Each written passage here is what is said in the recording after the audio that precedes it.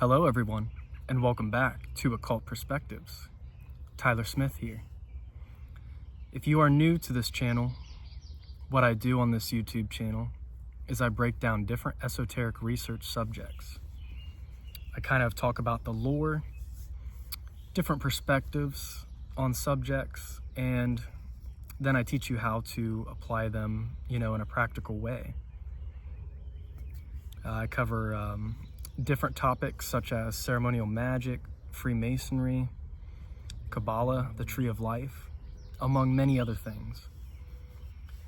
So in today's video, what I wanted to cover is a topic that, and excuse me if you see me whacking my arms, there are some mosquitoes back here. This is overall a really nice spot though. I was able to find some shade and yeah, it's pretty peaceful and quiet back here, but there are definitely mosquitoes, so you might see me swatting around a little bit, but that comes with being outside. So the Holy Guardian Angel, as we all know, is a pretty important topic within the spiritual community, especially the occult community. There's a lot of different people who talk about it. So mostly what I'm going to do in this video is talk about different perspectives on it. What is the Holy Guardian Angel, and how can you come to unite yourself with the Holy Guardian Angel? Now, me, myself, I have not had knowledge and conversation. They refer to that as K and C, knowledge and conversation of the HGA being short for Holy Guardian Angel. Now, although I have not, completed that, I've worked on a lot of the preliminary things that one would work on. Oh, cool. A dragonfly just came up to visit. Hi, dragonfly. I've worked on a lot of the prerequisite things leading up to, but it's always something that I've seemed to either kind of skim over, or just I'm like, oh, I'll focus on that later. It's not something that I've really dove into in depth, but I do have enough understanding just from some of the research I've done as to what it is. And I have caught glimpses of my Holy Guardian Angel. I know that I have during some of those workings that are more prerequisite, what would be considered more like a neophyte, some of the workings of the neophyte, or those who are just joining an order or getting into that first or second degree of initiation. So things such as the LBRP, middle pillar, the hexagram ritual, all of these sorts of things, LVX ritual, all of these, as Damien Eccles, he describes them as being like prerequisites to the whole Holy Guardian Angel experience. So those are things you want to master those things before you move on to trying to fully converse with the Holy Guardian Angel. But I caught a glimpse of my Holy Guardian Angel once, and it was very celestial. I remember it as being the most beautiful thing really I had ever witnessed. And I knew that it was a part of myself. It was like a higher version of myself. It appeared to me in angelic form. It was very white in color, very, very celestial, very radiant, very hard to describe. It was a very difficult experience to describe. And it happened for me during some of my, normal ritual workings, such as LBRP, Lesser Invoking Ritual, the Pentagram, things of that nature, etc. So let's go ahead and get into it. The HGA, or the Holy Guardian Angel, is also known as the daemon, and daemon actually means friendly spirit. A lot of people get that mixed up with demons, but I believe that's what demons were referred to before, the Christian term came out of demons. It was daemons. It's also known as the lucid dreaming body. Now, these notes that I'm reading first are pretty much exclusively coming from Universal Mastery's video on the Holy Guardian Angel. So it's going to be more his viewpoints, more his perspectives. So I'll go over that first real quick. It's also known as the lucid dreaming body, the remote viewing body, the name given by the government, I guess. People who can remote view, they are using their holy guardian angel apparently. The astral body or the astral being. And the goal is to align with your holy guardian angel until it, quote unquote, becomes you. It exists in different dimensions. So it's not really existing just here. It can possess your awareness the more you work with it. So it's a consciousness which flows in and it helps animate or, you know, helps you to make decisions which are more in line with your true self. It's a consciousness which is basically using your body as a vessel to be in alignment with your true will or to do the great work. It is directly connected to your soul at the deepest level. So Jeremiah, Universal Mastery, says that it's feminine in nature, the holy guardian angel, because your soul is feminine. The spirit is masculine, more masculine in nature. Now Crowley actually says that, interestingly, that the holy guardian angel is typically masculine.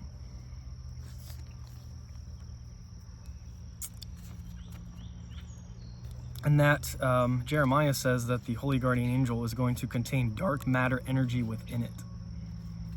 Because the soul being more feminine, being more primal chaos energy, rather than that the masculine spirit, which is going to be more linear, more outgoing in its nature.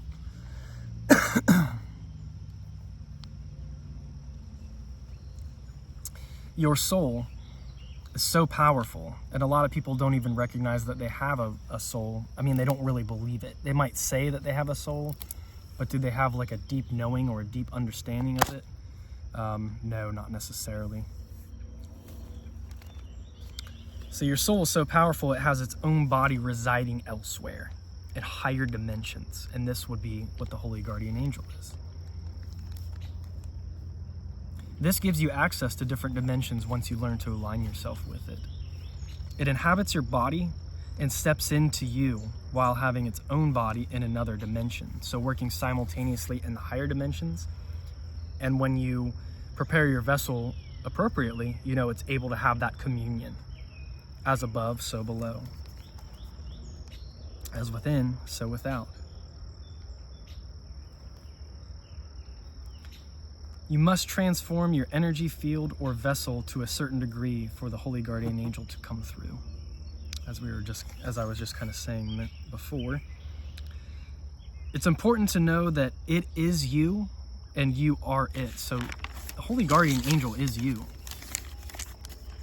And he emphasizes never to forget that. You know, nobody can take that away from you. You may not have full access to it, but it's still you on a deep, deep, profound level. And our souls are very powerful. Oh wow, there's a butterfly that just came up to me now too. It's important to pay attention to the animals that present themselves, especially when they so visibly are presenting themselves. They come really close to you. It's very obvious that it's a sign. Maybe try and think about what those animals symbolize. It's a very important thing to consider. So at first, this holy guardian angel can seem like it's outside of you, quote unquote outside, as an external being. A lot of people experience it that way, and that's how I've experienced it just in my glimpses of the holy guardian angel. Very radiant, very celestial, just utter beauty, very beautiful. And I knew it was a part of me when I had that experience. I knew it was like, I know it's so generic to say your own higher self, but it's not so simple as that. There's more nuance to it, to this subject. That part of the soul has to inhabit your conscious awareness. It has to come in and it has to be able to do its thing, essentially. If you're going to have, you know, actual communion or the wedding, they call it the wedding of the holy guardian angel. Wedding of the lower, quote unquote, lower and the higher self in a way. The soul is dark, feminine in nature. We've talked about this plenty on this channel. Other dimensions reside in dark matter energy or space. That's why when it's dark That's why it's dark when you look up at the night sky. Dark matter energy. That's the feminine, and then the stars are the radiating light, and that would be the more masculine properties. That's why angels, being stars, are more masculine in nature, whereas the demons are more the feminine, primal, chaotic nature, both playing their parts to balance out, you know, the energies in this plane of existence for evolutionary purposes. So that is why when it's dark when you look up, with the sparks of light impregnating the chaos. Microcosmically, this would be the same as the sperm impregnating the egg, going into the chaos.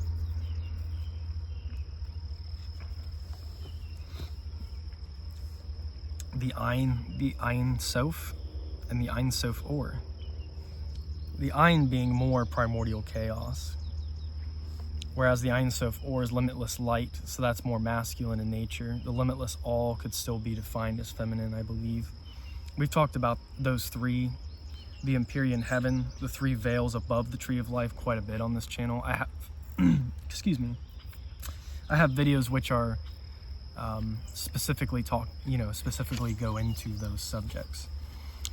The Holy Guardian Angel can travel to other dimensions, but it has to be able to go through these higher condensed levels of dark matter energy.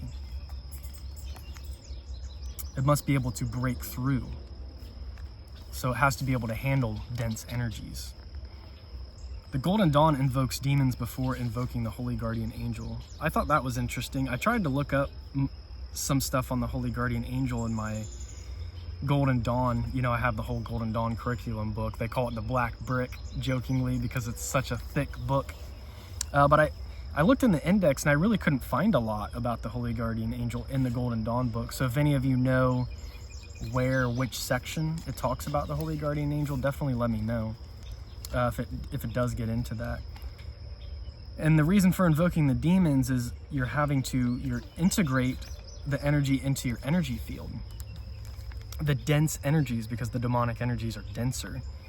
That way you can break through these other dimensions. You have to have enough spiritual mass, for lack of a better term, I guess, to, break on through to the other side, as the Doors would say.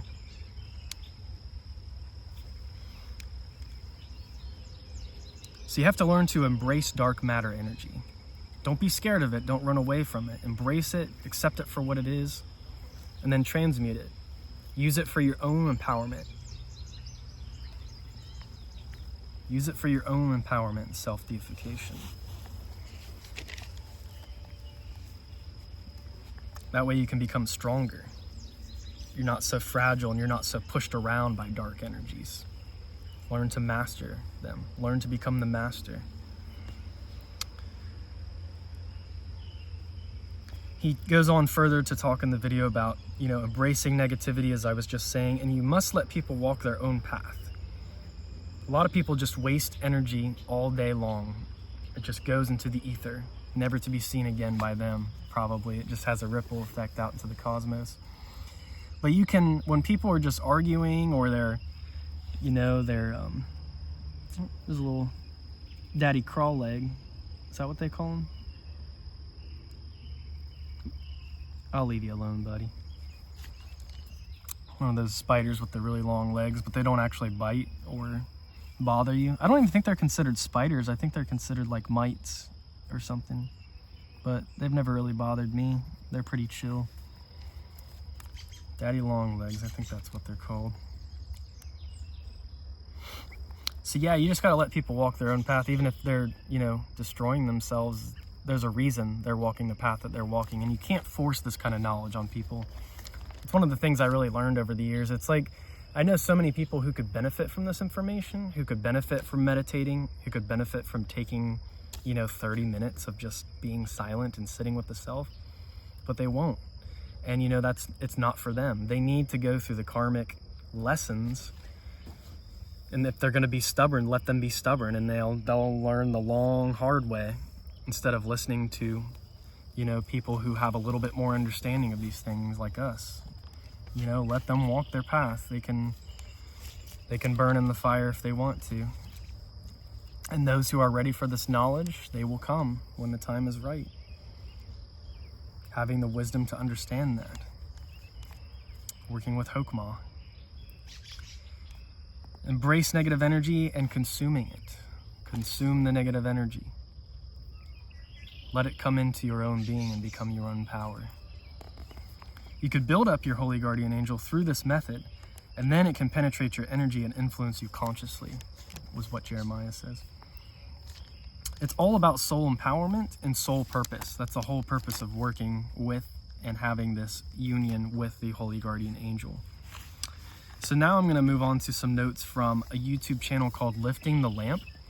I highly recommend you go and check him out too. I've watched not very many videos. I've only watched like 1 or 2 videos, but he really seems to know what he's talking about. Seems like he's actually doing the work. So he seems like somebody who's, legitimately good to learn from. The best people to learn from are the ones who are doing this work, whether it's at a beginner level like me, or if it's at an advanced level. I recommend that you learn more from the advanced people. And then if you want to take my perspectives into consideration, you are always welcome to. You're always welcome here on Occult Perspectives.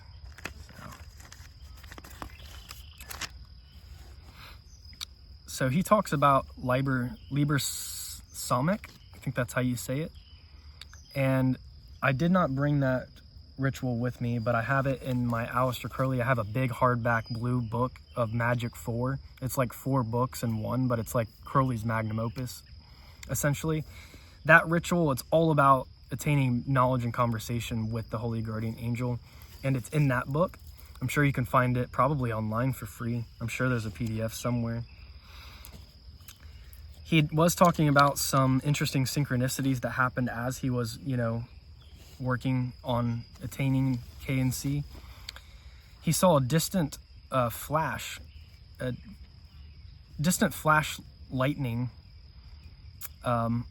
He had a Masonic lodge actually across the street from where he was living at the time, and he saw this flash lightning right around the lodge, but it was a cloudless day, so there wasn't really a storm.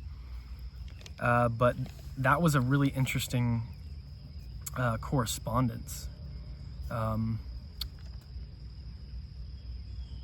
So yeah, I really didn't write much at all on his video, but I do recommend that you go and check his video out, because he's going to talk about personal experiences and helping you to, get the information that you need on that. So Lifting the Lamp, go and check out that YouTube channel.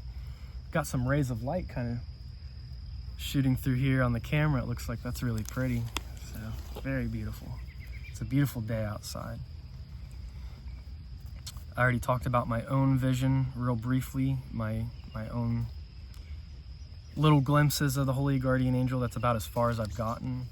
I feel like lately though, just from doing research on on the Holy Guardian Angel, I've had interesting synchronicities and things lined up.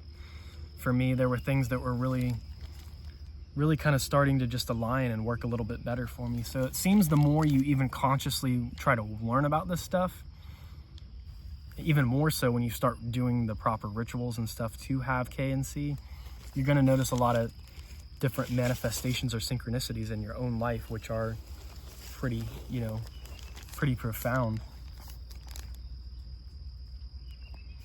My senses were heightened.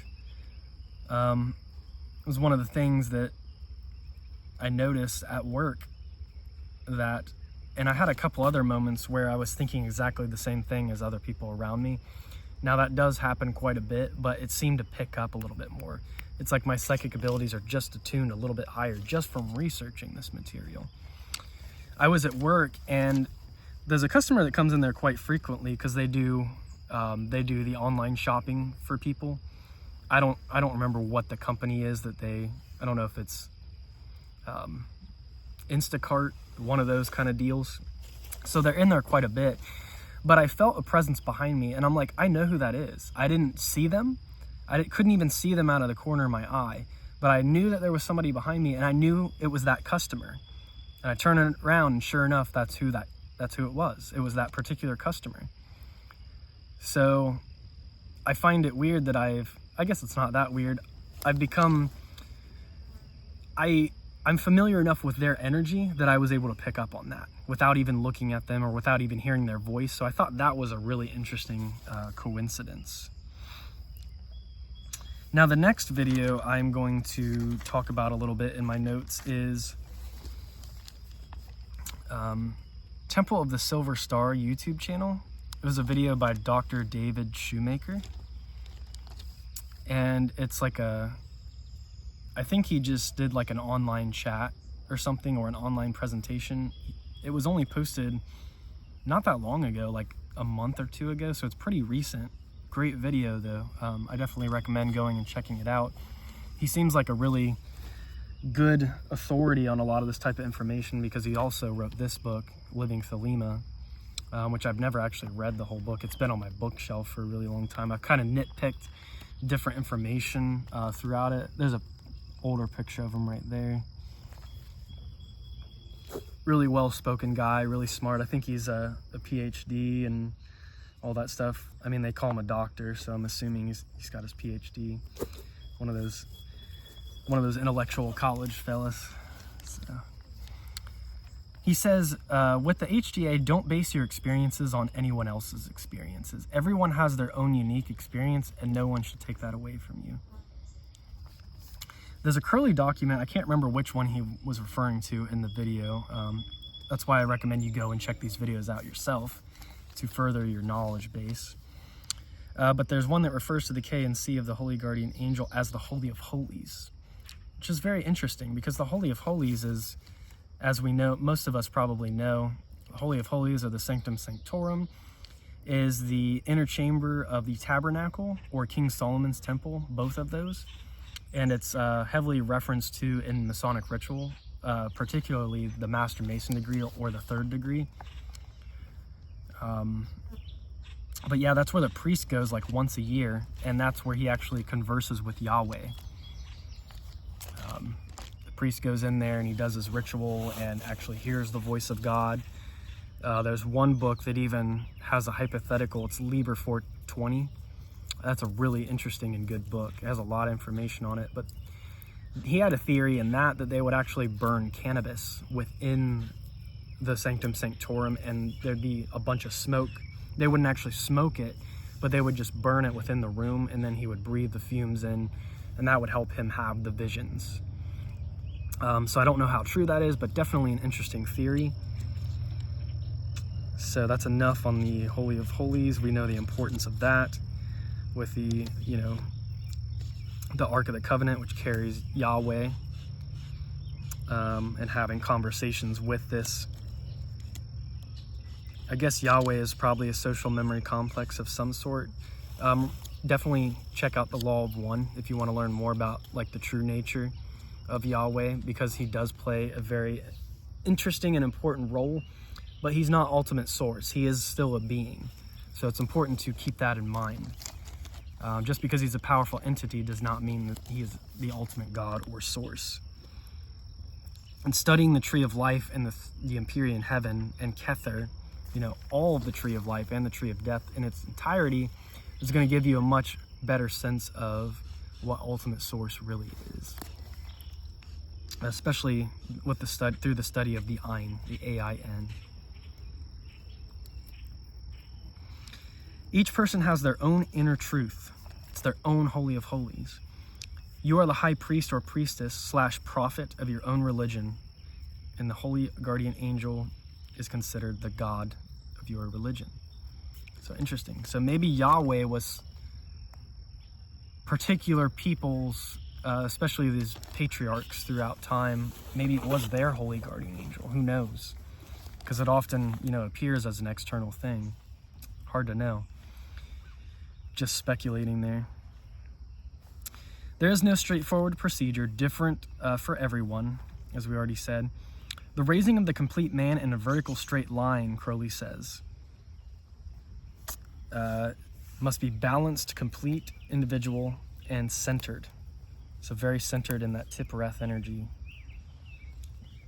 But he says that that's like a prerequisite before the Holy Guardian Angel will come in, making yourself the proper vessel for this being, quote unquote being, which it's really you. It's you in a higher dimension. I thought it was interesting, his wording on that. The raising of the complete man in a vertical straight line makes me think of the plumb in Freemasonry, which is an upright tool, and that's how you prove horizontals. The levels for measuring, you know, perpendiculars.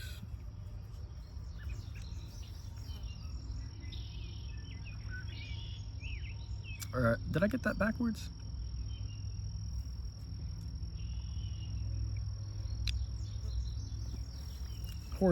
Plumb would be used to measure up and down. That's perpendicular. And then the level's horizontal. Sorry. Totally getting that backwards. Should not be mixing that up.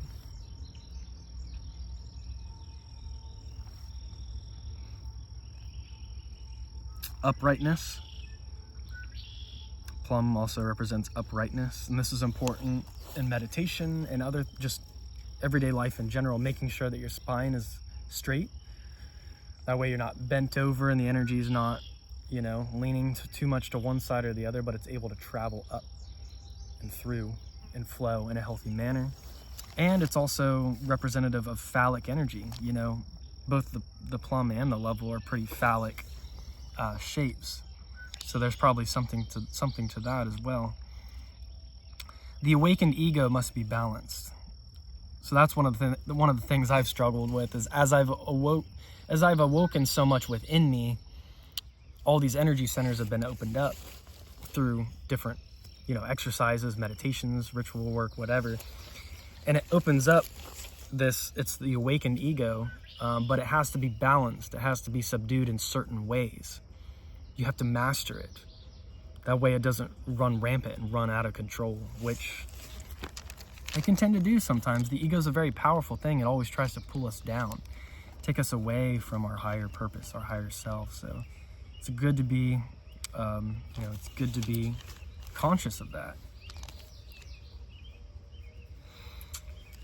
Raised along a trajectory, the energy must be raised along a trajectory. That's a hard word to say. Trajectory of influx of spiritual force into the centered, balanced vessel. David Shoemaker talks about that in there. It's like a cup. Think of a cup. It must be fashioned physically first to contain the force. You must become the proper vessel. You become the, quote, talisman for your angel. Any other operation, I thought this was interesting. This is something that Crowley said. Any other operation besides working towards knowledge and conversation of the Holy Guardian Angel, so all your ritual workings, all of that stuff, is supposed to be towards this ultimate goal. Well, that and crossing the abyss, which is a massive thing, which I don't think that many people have really done, myself included. I've had what I would say lesser versions of crossing the abyss, but not the actual crossing of the abyss. So there have definitely been some moments in my life where I've definitely had microcosmic crossing moments, but not the big leap that people are really talking about, like actually crossing the abyss. So, and that's one of the things, I don't like to claim to be things or do things that I'm like not. So if I'm gonna admit, if I haven't mastered something, or if I haven't like done something in its totality yet, I'm not just going to sit here and pretend to be a master of these things. I'm just sharing my viewpoints and some of my experiences that I've had up until now. Gotcha. Little mosquitoes. So Crowley says any other operation besides this knowledge and conversation of the Holy Guardian Angel is considered black magic. Anything which is contrary or counter to the true will of the individual. So getting sidetracked by things that may or may not matter. We all get stuck up in physical things. We're human, so it's only natural. But he's saying that any of that other stuff, any of the distractions, blah, blah, blah, is considered dark magic. It's kind of where the false ego can tend to take over. I don't totally agree with this method, because that's not really a complete understanding of what black magic is. I would say black magic is, if you're doing it correctly, you're still working with source. You're still working with the ultimate source, but you're bringing about more catalytic energies. You're bringing about more energies which bring maybe some chaos, maybe some adversarial stuff going on there. That's what Lucifer does, bringing the adversity to crack open and reveal your true self. So if you're doing it in line in conjunction with Source, rather than just saying, oh, I want to curse this person for whatever reason, or I'm going to send them a bunch of negative energy just because I don't like them, that doesn't really work out so well, because everyone is aspects of ourselves as well. So what you're doing to somebody else, you're ultimately doing to yourself. It's all interconnected at the end of the day. Now, it may not seem like that now because we're all kind of have our own separate bodies in this plane of existence, but at the end of the day, it's all one. So it's important to remember that. The true innermost spiritual self is what the Holy Guardian Angel is, and not the passing desires or whims of the false ego. We all get caught up in that stuff, especially as younger people. You know, there's a lot of things we just want to experience. And then as we become older, we realize, like, hey, it's not really all that, it's not as great as we thought it was. You know, but a lot of times these things have to be experienced. We have to work through them. Can't just work around them, can't just bypass them, you know. So there's things we're meant, that's why we're human, that's why we're here. That's part of my problem with a lot of the magical traditions, is it's all about, like, seems like it's all about escaping or transcending the physical realm. But if that were the case, we would have just stayed in divinity. We would have stayed with ultimate source. Why would we divide? Division or separation for the sake of unity. It's a beautiful, beautiful thing. All practices are just tools and don't make sense unless they lead to knowledge and conversation. Enochian, Goetia, divination, Kabbalah symbolism, etc. All of these things are supposed to lead towards this grand goal, is what David Shoemaker says, and a lot of other people. Liber-Somic, we were just talking about that, is a method made for other people to reach the Holy Guardian Angel that Crowley made up. Well, that he created, I shouldn't just say, like, made up. Like, he didn't just pull it out of his, you know. Tiphereth is the heart of the Ruach. It is the contact point, with Kether being the ultimate self and the higher level of this. So it's as above, so below. You have the higher counterpart, which is Kether, and down here you have Tiphereth. So as above, so below. The union takes place at Tiphereth, but the Holy Guardian Angel actually resides in Kether and beyond, these higher dimensions. The angel is the logos, or the expression. The name of the angel is the formula of existence of the magician. So Tiphareth or Tiphereth is ego consciousness. It takes in all the sensory impressions, etc., and filters these to determine reality. Holy Guardian Angel actually lives in Kether or beyond, which I was just saying, but union or wedding takes place in Tiphereth.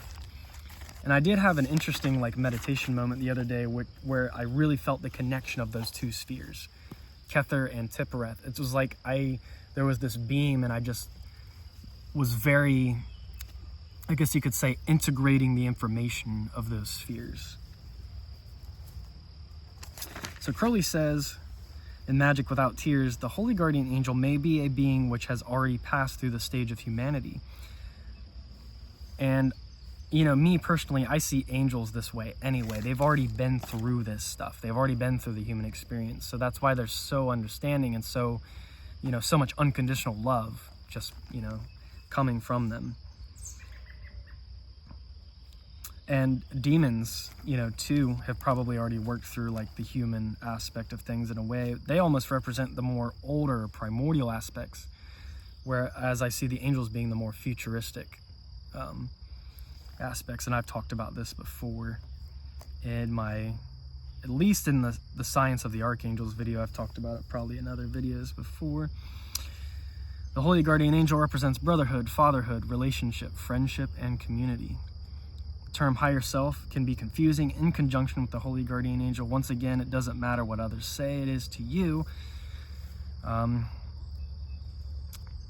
although it can often come across as an exterior being. We know Crowley with Iwas or however you pronounce that, and the dictating of the Book of the Law, Crowley and the automatic writing, and the Aiwass transmitting the information to him. So, and I think Crowley changed his views on the Holy Guardian Angel a couple different times, like throughout his career. I used to study Crowley a lot more back in the day. I haven't really studied him as much lately. So I could definitely go back and do some more research.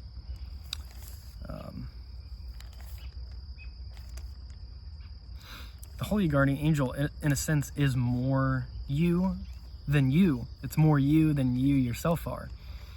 So we don't even really understand who we truly are yet. Here in the physical, we're only catching a small glimpse of who and what we are. A very tiny fraction of what we are.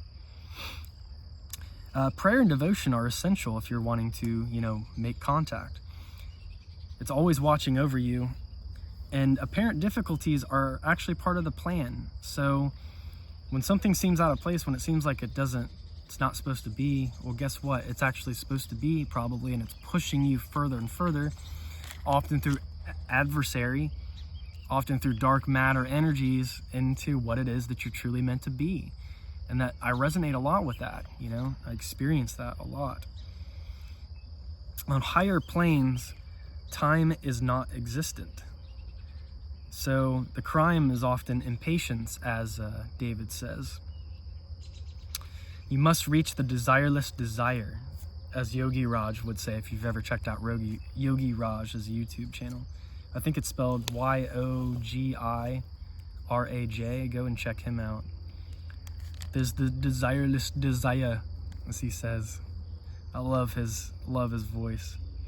And he's one of those spiritual teachers that when he's talking to you, like, he's not just looking at the camera, recording a video, like, he's actually peering into your soul. It's like he can see you from the past watching the video in the future. It's really crazy. He's one of those guys, that's like I think he's like a real master, He doesn't really even sleep, I don't think. He's always working in different levels of reality on the astral and trying to serve humanity in the best way that he can. The appointed day of KNC with the HGA will come.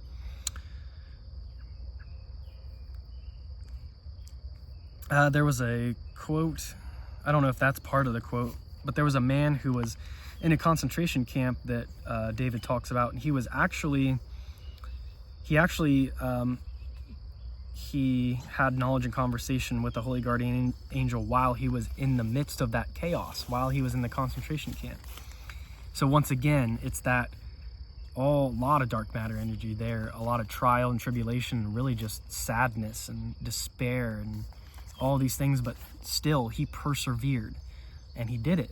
He memorized certain excerpts from different workings and was able to do prayer and dedication to his angel, his Holy Guardian Angel, and was able to make communion that way. So I think that's really special and that's really cool. The reason he was in the concentration camp is because he was caught up in, quote, Masonic suspicious activities. It's very interesting. If you don't know, a lot of Masons and stuff were killed during Hitler's reign, during the Nazi regime. Dictators don't like Freemasons. They don't. They want that power for themselves, rather than to serve humanity. And really, they're not facing their own true self either. They're just suppressing the inner child. And they're facing karmic consequences. Those kinds of people. Oh, damn Nazis. Many say Holy Guardian Angel is masculine in nature, but it's different for everyone. It could appear as feminine. It's different for everyone. There's no dogma on any of this stuff, People from different traditions. They don't even have to be in magic. They don't have to.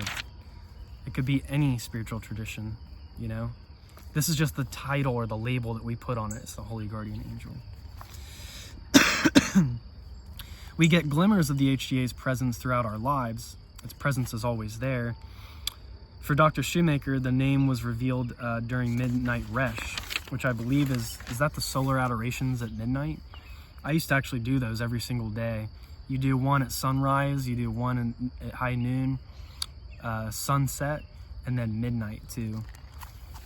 They only take about 30 seconds to complete, so it's a very short thing, but it can still be pretty difficult to find the time to try and do those and find a place where you're not going to be seen by anybody. So there's so many rituals and stuff that people dedicate their whole lives to, but for an average person, you know, living a normal lifestyle, a somewhat normal lifestyle, it's going to be hard to find the time for a lot of those things, which is fine. You know, I feel like there's no rush, like, really, on a lot of this stuff. All this knowledge is going to come to us when it's meant to, as long as we open our hearts and are receptive to this, learning to lean into that feminine energy and be more open and receptive. After K and C, you have to integrate what you've learned, setting up your life so that you can actually pursue your true will. So just because you've achieved knowledge and conversation doesn't mean it's over. You have to integrate all this stuff. And integration and processing is something we've talked about a lot on this channel. It's something that Universal Mastery talks a lot about on his channel as well. Very, very important. We want to process things properly before we move forward. Squaring everything away, getting that foundation. We've talked about the importance of the shape of the square as a foundational, you know, the cornerstone symbology can be talked about there. So shadow side of Tippereth, this would be technically, I guess, the Girion on the Tree of Death, where the human ego takes over after K and C. That can happen. But once again, there's a difference between mastering that sphere of that Girion, or it consuming you and devouring you and destroying you, which is what can happen if that false ego takes over. Erected barriers of ego, etc. He refers to the Black Brothers somewhere in there, which is kind of interesting because I've learned, you know, very different viewpoint on a lot of these things. They're not just like evil or, oh, that's bad. It's not good and bad. It's things play different roles. Things play different energetic aspects in the whole scheme of things. It's that positive and negative charge on the battery that we've talked about before. You know, and the knowledge and conversation can happen spontaneously, or any tradition, as we were talking about. It depends on what the tools are which speak to that individual. What tradition most speaks to you, you know? He used the metaphor, I like this, I use this a lot. Well, yeah, I guess I've said it in different ways, but tuning yourself into the right frequency, or tuning yourself into the right radio station so that you can get that connection. He made a really funny joke about, you know, we might have the good connection for a second, for a day, but then we turn it to that you know, country station we don't really want to listen to. That made me crack up. I thought that was funny, because I'm not a big fan of country for the most part. I'm really not. There's some good country artists out there, especially some female country singers are really good, but when it comes to most country music, I can't take it seriously. It's like, it's literally just a giant, what's the word, like spoof on life. Like country music, it's just like satire of some kind, like a bad satire of life. Sorry if any of you are country fans, but I'm also a drummer, so there's not a lot of great drumming stuff. It's a lot of simple drumming. I'm more into metal and progressive rock and things of that nature. So I do love pop music too, but country's never really been my big thing. So, all right, I think that pretty much covers all my notes that I have on this subject. I might dig into these books here just a little bit, see what Damien has to say about the Holy Guardian Angel. And like I said, it's all these, you have all these different prerequisite practices. So the lesser rituals of the pentagram, the rose cross, the middle pillar, the hexagram rituals, if I didn't already mention that. So yeah. And then you go on to working on the greater invoking ritual and the greater banishing ritual, the hexagram, and the greater rituals of the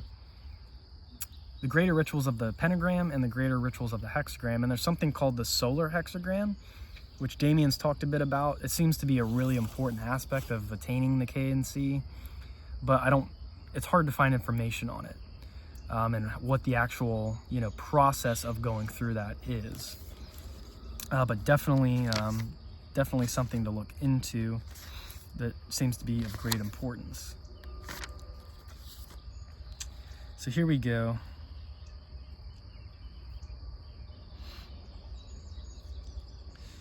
Quite a bit of confusion about what we mean by the HGA in magic. Even though the HGA is typically identified as one's higher self, especially in New Age circles, it's usually experienced as a separate being that is completely independent of the practitioner. When we first begin to catch glimpses of the HGA in our practice and daily life, it feels as if we are receiving guidance from some powerful external entity, and so we speak of the HGA as if it were such a being. This is like the very last chapter or section of Angels and Archangels by Damien Eccles. If you like my material on my channel, if you're into ceremonial magic, this is a must-get book.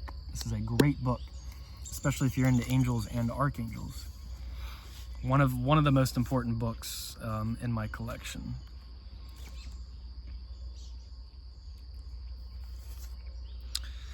Part of this is simply shorthand, continuing from where I left off, it being an external being. Part of this is simply shorthand because this is our actual experience until we are more fully integrated with this aspect of ourselves.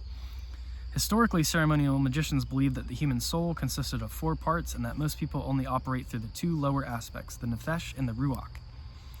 In Freudian terms, the nefesh most closely relates to the ID and is considered to be the lowest, most primal part of our soul. It's the source of all instincts, appetites, and desires. This is the level we share with other members of the animal kingdom. The ruach would be more like Freud's ego. The thinking, scheming, intellectual part of the soul. This aspect of ourselves is typically so active in most people that we regularly confuse it for ourselves, thinking that the ego is all we are. The HGA is a third part of the soul in the neshama. We don't normally experience this part of ourselves except through spiritual practices such as meditation and ritual. But when we do get to know the HGA, we realize that there's a lot more going on than the limited egoic part of us. Even just the normal, exercises. With practice and diligence, we can align the HGA with the ruach and nefesh such that the 3 function harmoniously together. In magic, this union is sometimes represented with the symbology of marriage. We are said to be, quote, wed to our HGA. Attaining the knowledge and conversation of the HGA is the next step in humanity's evolutionary journey, and I believe that, at their best, all religions are designed to help facilitate this process in some way. Now, he does go on to talk more about it. I'm not going to read much more, just because I recommend that you get the book for yourself. And when he started working on his HGA, here, I'll skip forward a little bit. He had an experience where he basically felt like he was falling through the universe. One morning, in the middle of angelic invocations involved in the Shem operation, he felt that the earth dropped away beneath his feet. He was surrounded by an incredible amount of light. It felt like he was standing in the middle of the sun. Then he was surrounded by darkness of an infinite void. He thought he'd messed up. But basically, it was just the false part of himself being fully disintegrated. On the 3rd day, he realized there was part of me that was watching all of this happen to himself. That even as what I knew as I was clearly falling away, there was another I, some form of consciousness observing the disintegration process. So this dense energies, that's what they do, they disintegrate. The realization was like a switch flipping for him. Closest I'll ever be able to come to articulating what happened is this. I saw the nighttime sky. It was crystal clear, truly beautiful. And then across this vision of the sky, I saw a word spelled out just as if the wind were gently rippling across the stars, as if they were wheat. The word was Enlil. And as we know, Enki and Enlil are connected with the ancient Sumerian stories, the Sumerian epic. It's really where the Bible and a lot of these other sacred texts kind of originate from, the Sumerian tablets. But it was interesting because he'd never seen or heard the name before in his life, so that's really interesting. So there must be some connection with Enlil being his holy guardian angel. So maybe that's the name that he was, he found out through his practices. But I won't read the rest because I'm going to end this video pretty soon. Definitely look into it yourself. Recommend you get a copy of this book. But I think Enki was the brother that was like really strict and wanted to basically use humanity as a slave race, whereas Enlil was the brother, I think he's often associated with Lucifer, the light bearer, who wanted to awaken humanity to their state. He's like, look, I'm going to show you what's really going on. I'm going to show you your own power so you can have your own self-empowerment and break free from my brother's reign. So I think that's a power struggle that's still going on to this day. I don't think I mixed up Enki and Enlil, because that can probably happen really easily. Living Thelema, I might read a small portion from this. The chapter on the Holy Guardian Angel itself is really tiny. It's like 6 pages or so. Yeah, like 7 pages. I might just read a section here real quick. But I'm sure he talks about it all throughout this book, because that's one of the main things of this tradition. Since I already read a lot from, I want to call him Donald Shoemaker, because I knew somebody named Donald Shoemaker. He was a good friend. But David Shoemaker, King David, I have to remember David. Let's see. So I'm going to kind of skip to a quote that's in this section. Towards the end, this comes from, I'd like you to consider something my teacher Phyllis Seckler wrote later in life about her own holy guardian angel experience. The first stirrings of the angelic voice may come to us through intuition. If a person isn't open to relying on this deep intuition, it may not be evident that the HGA can speak through the same voice. That the holy guardian angel can speak through the same voice, sorry. It is entirely possible to turn one's back on such whisperings and inspirations, especially when one's concerns are mostly materialistic, emotional, or intellectual. But the HGA's lessons persist. If one becomes upset, unhappy, or miserable due to some behavior, it is certainly the HGA dealing out tough love so that one will make changes. Very interesting. So that's often the way I view Lucifer, in a way, is he's this, this rays of light, really cool coming through here. Lucifer being the one that brings adversarial forces so that you can face your true self. All of this I have observed in myself and when trying to understand others. It provides a preamble as I try to write of my own experiences with the HGA. It was July 1st, 1952 when my first acquaintance with the HGA occurred. I was raising my 3 children alone. Wow. That's impressive. I'm sorry, but that's impressive. That's really impressive. I can't imagine trying to do all this like spiritual work and stuff, in such an environment or through such difficulty. It's wow, just pure strength there. Single mother. Once they were in school, I was also in college training to become an art teacher. I had also been typing Crowley's manuscripts for Carl Germer so they would not become lost. I was awakened by a light up my spine. I could vaguely understand that instructions had been given to me for some time before my awakening. What I could remember of this was the name of the Holy Guardian Angel and his instructions to enumerate this name. So she says it's a he, it's a masculine for her. And his instructions to enumerate this name with the aid of the Hebrew alphabet. Understanding this name took quite a few years. That's a lot of work just to understand the name, But the voice never really left me after this incident. There have been many occasions when I have had help from the voice when it was obviously needed. One goes on living a normal life, working and doing all of the things to support oneself and one's children. The voice of the HGA is not needed in everyday circumstances. One must go on refining oneself and one's reactions. One must study and learn about magical and mystical processes. The God will not indwell a vehicle poorly prepared. As the ultimate advice states, one major lesson Once major lessons or ordeals were needed, they were supplied in order to continue this growth and refinement. Prior to this first awakening, I'd been writing poetry inspired by various sorts of love, shadowed forth by the major direction of my soul. Karl Germer thought that the knowledge and conversation of the HGA happened in my case because I had pure aspiration. So that's really what it comes down to. If you're really aspiring towards this, if you're really aspiring towards contacting this higher aspect, we could say, of yourself, which exists in these higher dimensions, you know, if you put forth the devotion and the dedication and the study and actually do the work, you should get there eventually. It may take time, but don't give up.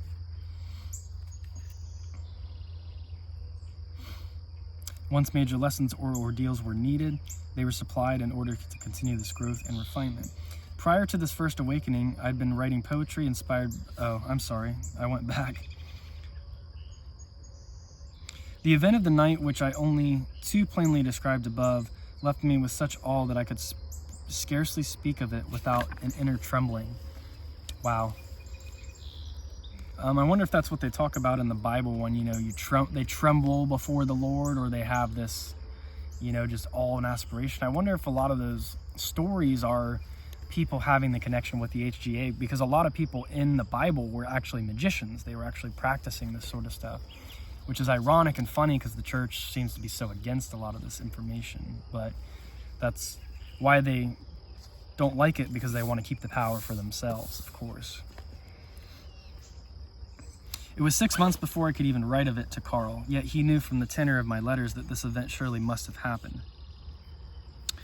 In a letter dated July 7th, Karl Germer, this is in 1952, I don't know if I'm pronouncing that right, who was at the time the head of the AA with some other people, wrote to Seckler, which is the last quote or section that I just wrote. That was her. So, dear child, your questions go to the bottom of one of the deepest problems that has puzzled and troubled all initiated men and women immemorial. As you could find out from reading the records of the saints, men or women, the great men of genius and so forth, I suppose it is the conflict with being human with the body of flesh and the fact that you have risen to or above Parith, where the voice of the secret guide is gradually taking over and begins to speak to your soul. The 20th Aether, I think it is, initiates this phase. I'm a very poor teacher along these lines. I had this experience in 1927, but I am so dull and dumb. Have you seen my horoscope? If not, I'll send you the main data with so much earth weighing it down, but I paid no attention to the guide and its voice until, let me say, 1947 or 48. Interesting. So it took a while. This may sound unbelievable to you, but then my case may be different. My connection with AC, the man was so close and intimate that, Aleister Crowley, that I all the time thought that the impulses came from the man AC, and thinking so, I obstructed. The moment the man died, the interpretation changed. Do not follow me. Obstruction to the impulses in the voice has become second nature to me through so many years, and I may have suffered from this obstruction badly, very badly, and made my life miserable without need. Learn to follow the voice instantly without questioning unduly. I quote that old saying of mystics. Some kind of Latin phrase here or something. The idea is that one... Oh, sorry, butterfly, you scared me. I would have let you just land. I didn't know what it was. It's that I wonder if it's that same butterfly there. It's got like a black and orange pattern.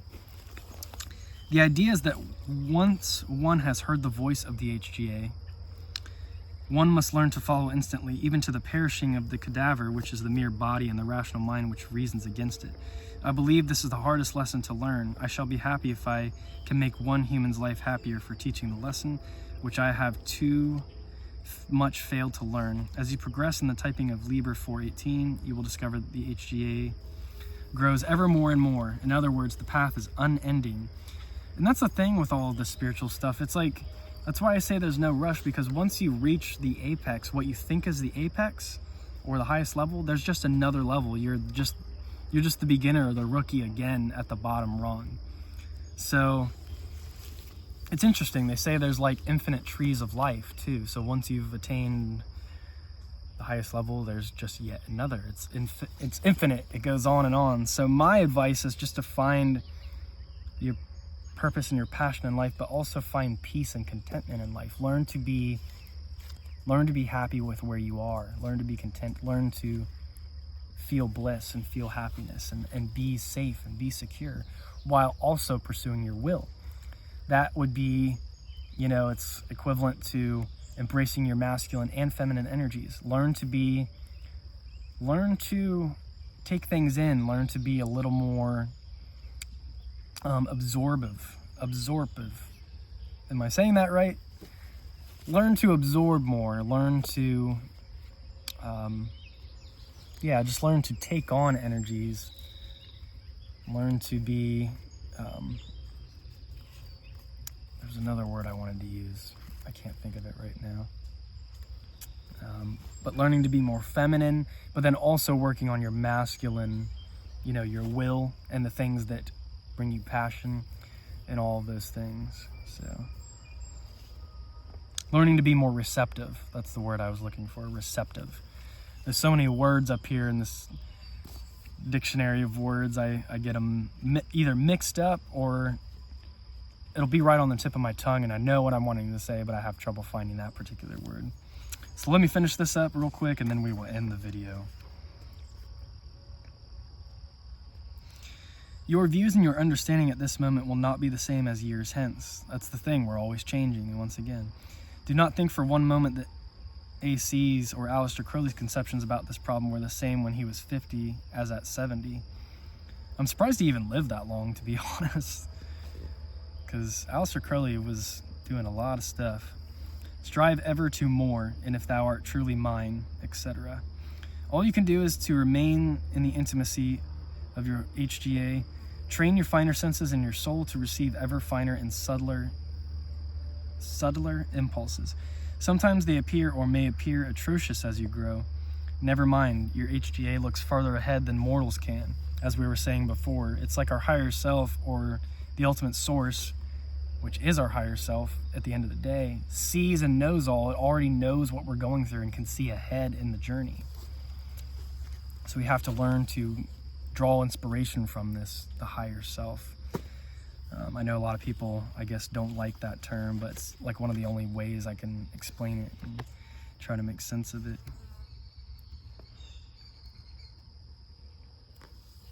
The only danger is that there are other beings in this invisible universe who are sent to test or thwart your true path.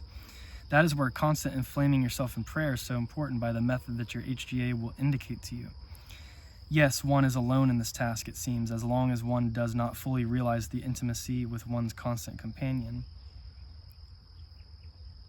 See Liber 65, chapter 1. That's another, I think that's the other, is it Liber 65 is one of the Crowley's writings that helps get in communion with the HGA. And I think that's LVX in Roman numerals, which is very interesting too, of course. I've talked about LVX quite a bit on this channel. I have a video specifically on the LVX ritual. Here's the quote from chapter 1. There was a maiden, and therein she forgot her sighing and loneliness. Interesting. That particular verse in that form may appeal to a special case, but it is universal in the general way.